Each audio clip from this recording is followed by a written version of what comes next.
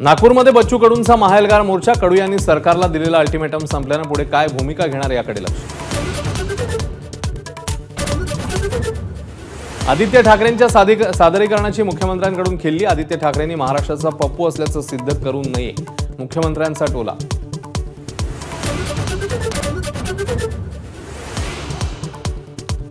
उद्धव ठाकरे स्वतःच अॅनाकोंडा. 25 वर्षांपासून अॅनाकोंडाचा मुंबईला विळखा. उपमुख्यमंत्री शिंदेंचा घणाघात. तर उद्धवजींना आयत्या बिळावरचा नागोबा म्हणायचा का, आशिष शिलारांचा खोचक सवाल.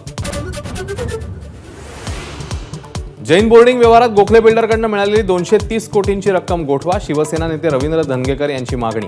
तर हातात कागद येईपर्यंत लढा सुरूच ठेवणार, जैन मुनींकडून स्पष्ट.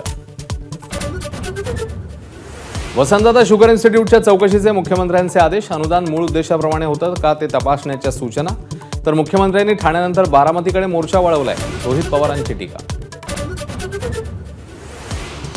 फलटणमधील महिला डॉक्टरचा शवविच्छेदन अहवाल पोलिसांच्या हाती. डॉक्टरच्या शरीरावर कोणत्याही जखमा नाहीत. मृत्यू गळफास घेऊन झाल्याचं उघड. तर मुलीची हत्या झाल्याचा वडिलांचा आरोप. केंद्र सरकारच्या कर्मचाऱ्यांसाठी खुशखबर. 8व्या वेतन आयोगाला मंजुरी. 50 लाख कर्मचाऱ्यांना होणार फायदा.